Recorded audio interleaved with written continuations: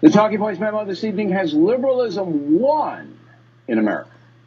Last week, radio commentator Rush Limbaugh put forth that because many Americans are ill-informed, liberalism has won the ideological struggle in this country.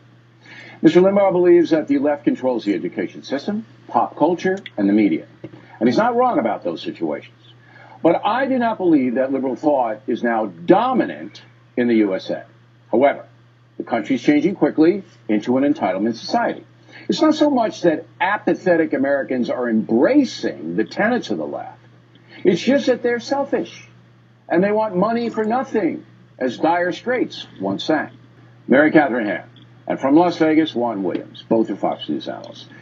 So, the left in America, Juan, is it victorious? Is it about to win? Where is it? No, I mean, look, the fact is, if you look at governors' mansions around the country, more Republicans are there, more Republicans in state legislatures.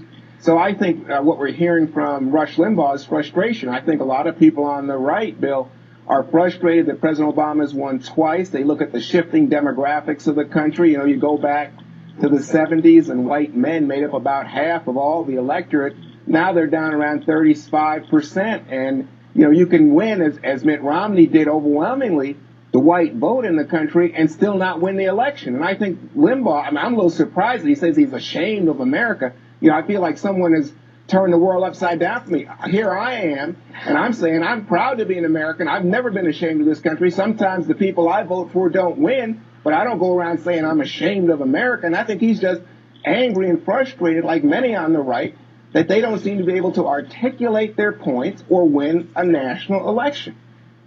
And you say, Mary Catherine? Look, I think I'm not at all ashamed either, and I don't think it does anybody any good to be ashamed of the people whose votes you're trying to win. I don't think that's the way to go about doing it, but it's fair to be discouraged. I think the histrionics over the sequestration cuts is a pretty good reason to be discouraged if you're somebody who's concerned about spending. And on both sides of the aisle, you've got people freaking out about this minuscule cut, which amounts to less than, for 2013, less than 1 month's deficit from last year. I think when you look at that equation, you think about what's coming up ahead and how many cuts need to be made and how much we actually have to do a fundamental shift in entitlement spending and actually rethink those programs that people are very married to, then yes, you can become very discouraged about how people maybe are taking the memification of politics and, you know, watching bits and pieces on entertainment news and thinking, well, how am I going to explain entitlement spending reform? Like, I think that is a very tough uphill battle, and the sequestration is an example of that. You're kind of hung up on a policy, and I'm not coming at it from that. Yeah, because that is an example of how hard the road is. Yeah, I was interested to hear how you were going to frame it. But look, here's the deal. Yeah. You saw the gay marriage and you saw the legalization of marijuana shift.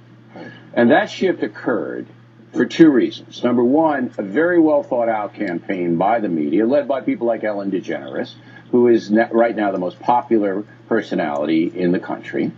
And the media embraced it. And number two, the failure on the right to articulate a defense on why you shouldn't have gay marriage. Their argument wasn't strong enough to overwhelm the pop culture media. You should have it. That's number one.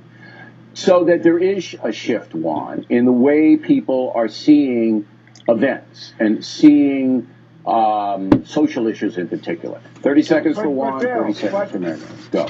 Okay, but Bill, the country's changing. You ask conservatives today in polls about gays and gay marriage, and they say, it's just not as upset them as it was a generation ago. Yeah, they're pretty much giving up. In California, that amendment was defeated by conservatives who didn't like it, and they were able to win. Conservatives and black Americans won, not just conservative, but African Americans overwhelmingly. Yeah, but who put and now their vote is going to be nullified. Their vote could be nullified. Money up. Okay, absolutely. But let me just finish this point that in response to Mary Catherine and to Rush, that I don't think it's the case that Americans are uninformed or ill-educated, and that's why they are upset about sequestration cuts. I think that they were informed, and I think Rush lost the argument. Juan, I said 30, you took about a minute and a half, all right? I disagree. I think there are many, many, many millions of Americans who are uninformed right now. Mary Catherine, 20 seconds, go. Yeah, well, the media makes a point of people not knowing that the sequestration is not from this to this, but it's from this. I don't want to talk about this. We're going to let Britt Hume do that.